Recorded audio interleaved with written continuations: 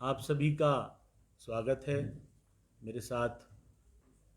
Party के media से संबंधित वरिष्ठ नेता उपस्थित हैं।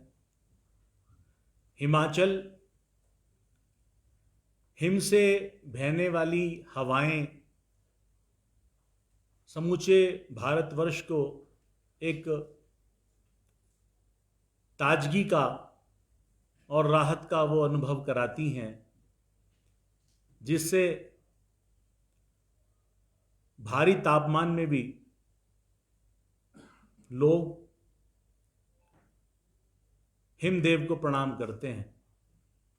और यही कारण रहा है कि भारतीय जनता पार्टी की सरकार में भारत के यशस्वी प्रधानमंत्री श्री नरेंद्र मोदी जी ने हमेशा हिमाचल और पर्वतीय राज्यों को अपनी वरीयता में विशेष रूप से रखा है और उनका एक राजनीतिक जीवन का लंबा समय इन्हीं पर्वतीय क्षेत्रों के बीच इसी धरा पर संगठन की सेवा में निकला है। शायद यही कारण रहे होंगे कि उनमें कुछ दैवीय शक्ति और करुणा का रचनात्मक संचार है। देश में आज लगभग 15% के आसपास दिव्यांग मतदाताओं की जनसंख्या है, जिसमें विभिन्न श्रेणियों के दिव्यांग हैं। और इससे पहले जब 2014 से पहले की सरकारें थीं, कांग्रेसी सरकारें थीं, तो दिव्यांगों का चिन्हीकरण भी अच्छे से नहीं हुआ था और मात्र 3 श्रेणियां होती थी और एक लंबी सूची के प्रत्यक्ष पीड़ित उन सुविधाओं को, उन रोगों से लड़ने के अधिकारों से वंचित हो जाते थे। जिस सरकार ने राहुल जी के नेतृत्व में दिव्यांगजन अधिकार अधिनियम को संसद से पारित नहीं किया, 10 साल तक हम लोगों ने, देश के दिव्यांगों ने एक लंबा संघर्ष किया। उसे माननीय यशस्वी प्रधानमंत्री श्री नरेंद्र मोदी जी ने 2014 में सरकार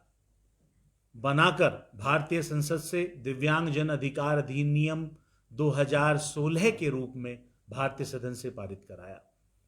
और 2014 में एक यही पहल नहीं हुई। आप लोगों के लिए एक विशेष तथ्य यह है कि भारत की आजादी के बाद उस सरकार को 1995 तक दिव्यांग वर्ग की कोई याद नहीं आई और भारतीय संविधान में, कानून में उनके लिए कोई एक कानून नहीं था। उस सरकार ने आजादी के बाद 1995 में पहला कानून बनाया था, जिसको संशोधित करने के लिए हम 10 वर्षों तक उस सरकार से लड़ते रहे, बात करते रहे, लेकिन उनके मन में, उनकी सूची में दिव्यांग कभी वरीयता पर थे ही नहीं। वह उनके लिए एक बेकार वर्ग था, जिसे माननीय प्रधानमंत्री जी ने 2014 के चुनाव में न ही सिर्फ अपने संकल्प पत्र में हम लोगों के आग्रह पे एक बड़ा स्थान दिया और 2016 में भारतीय संसद से दिव्यांगजन अधिकार अधिनियम 2016 पारित कराकर देश के दिव्यांग लोगों को दिया। और उनकी करुणा का भाव यह स्पष्ट करता है कि 2016 से पहले देश में दृष्टिहीनों को, मूक बधिरों को, अस्थि संबंधित विकलांगता वाले व्यक्तियों को, अन्य मानसिक मंदता वाले विकलांगजनों को विकलांग कह के ही संबोधित किया जाता था। यह माननीय प्रधानमंत्री की संवेदनशीलता, करुणा का स्पष्ट परिचय था कि उन्होंने इस पूरे वर्ग को दिव्यांग सम्मानजनक शब्द से अलंकृत किया और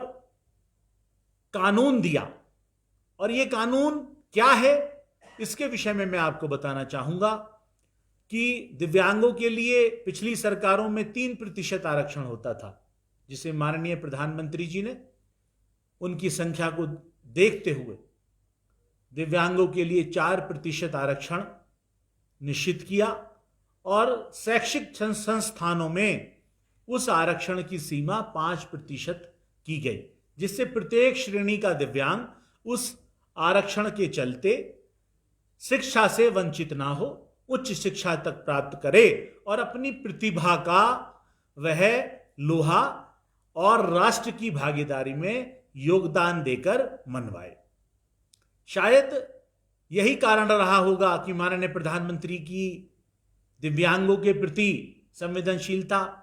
का यह क्रम बढ़ता चला गया। आप लोगों को मालूम हो या ना हो,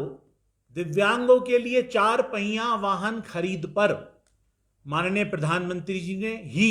10% GST माफ करने की योजना को लागू कराया। माननीय प्रधानमंत्री जी नरेंद्र मोदी जी ने उन लोगों के वाहनों को सामान्य बीमा पर 50% की छूट के साथ और पूरे भारत में NHI के टोल टैक्सेस को एग्जेम्प्ट करने की सुविधा देकर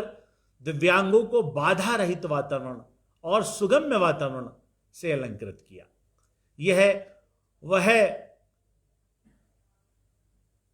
योजना थी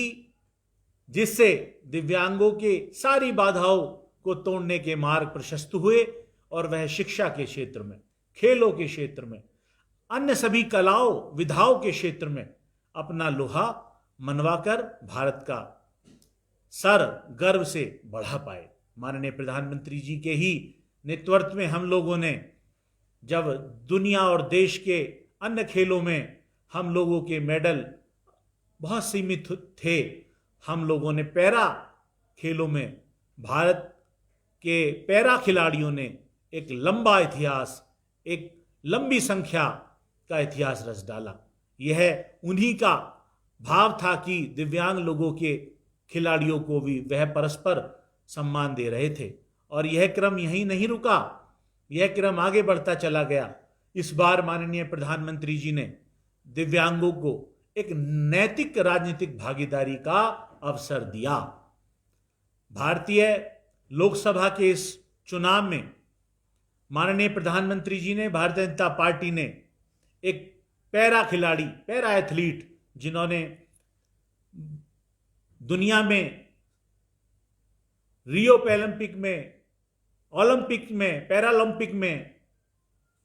3 बार स्वर्ण जीता, एक ऐसे दिव्यांग को लोकसभा का प्रत्याशी बनाया, भाई देवेंद्र झांझड़िया, जिसे चूरू से, राजस्थान से टिकट दिया गया। तो यह एक ऐसे भाव को प्रदर्शित कर सकता है कि जिसकी आप लोगों की दृष्टि जिस वर्ग पे नहीं है, आपके लिए वरीयता में नहीं है, वह भारत का लगभग 14 से 15% मतदाता प्रधानमंत्री मोदी जी के साथ कंधे से कंधा मिलाकर खड़ा है। हम फिजिकली भले ही किसी बड़े शिमला के चौड़ा मैदान को ना भर पाए, लेकिन लोकतंत्र की प्रक्रिया में कमल के फूल का बटन दबाकर माननीय मोदी जी की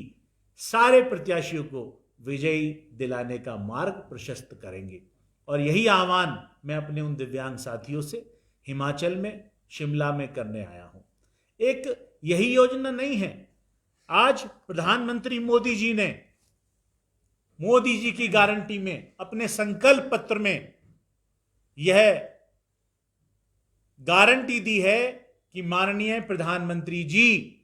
प्रत्येक दिव्यांग को PM आवास देने में विशेष प्राथमिकता वरीयता देंगे। यह संकल्प पत्र में उल्लेखित है और इसी के साथ हम बहुत ही किफायती दर में उच्च स्तरीय तकनीक के दिव्यांग उपकरण दिव्यांग जनों के लिए उपलब्ध कराएंगे और उनके निर्माण के संस्थानों को भारतवर्ष में अधिक से अधिक स्थापित कराएंगे। ये मोदी की गारंटी है और मोदी जी चाहते हैं कि हम लोग प्रत्येक क्षेत्र में आगे बढ़ें।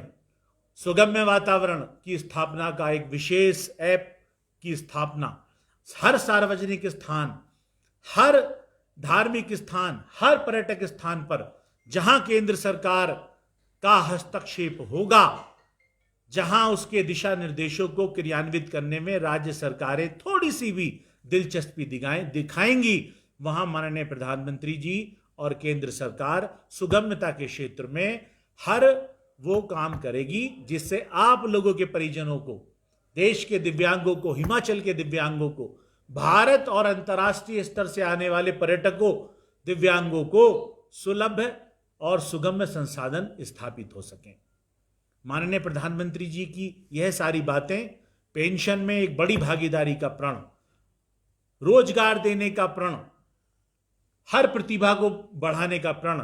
संकल्पबद्ध है और संकल्प पत्र में संकलित है। मोदी जी हैं तो मुमकिन है, मोदी जी हैं तो मोदी जी की गारंटी कोई भी प्रत्येक कार्यकर्ता दे सकता है। मेरे साथियों, मैं कहना चाहूंगा कि पिछली सरकार में जब भारतीय जनता पार्टी की हिमाचल में थी, तब एक साहस योजना ठाकुर साहब की सरकार, भाजपा सरकार ने संचालित की, जिसका नाम है साहस योजना। उसमें प्रावधान था कि राज्य के प्रत्येक गंभीर दिव्यांग को, पीड़ित को, जो किसी कैंसर, टीवी या अथवा अन्य बहुत सारी खतरनाक बीमारियों से ग्रसित हैं, उनको 3,000 रुपए देने का काम किया जाएगा। वह निरंतर चलती रही और जब से राज्य की सरकार का परिवर्तन हुआ, उस साहस योजना के लाभान्वितों को लाभान्वित कर दिया गया है। तो मेरा आपसे निवेदन है कि वह सहारा योजना हमारी सरकार ने जो दिव्यांगों को दी, वह उन तक पहुंचे। यह सरकार जो उसको बाधित करना चाहती है, यह सरकार जो दिव्यांगों से उनके अधिकार छीनना चाहती है, इस सरकार के जितने भी ऐसे विषय हैं, हम माननीय प्रधानमंत्री जी और केंद्र सरकार के माध्यम से, भारतीय जनता पार्टी की सरकार के माध्यम से, प्रत्याशियों के माध्यम से अच्छे से क्रियान्वित करवाने में अपना सर्वस्व दे सकें। इसके लिए हिमाचल प्रदेश और हिमाचल से भारतीय जनता पार्टी के सभी प्रत्याशी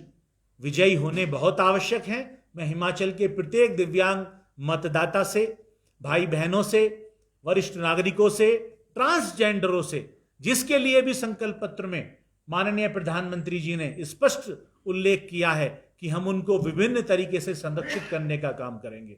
कोई भी वंचित माननीय मोदी जी की योजना से और उनकी सकारात्मक रचनात्मक दृष्टि से वंचित नहीं रह सकेगा। ऐसे भाव वाले माननीय प्रधानमंत्री जी और भारतीय जनता पार्टी की सरकार को सभी लोग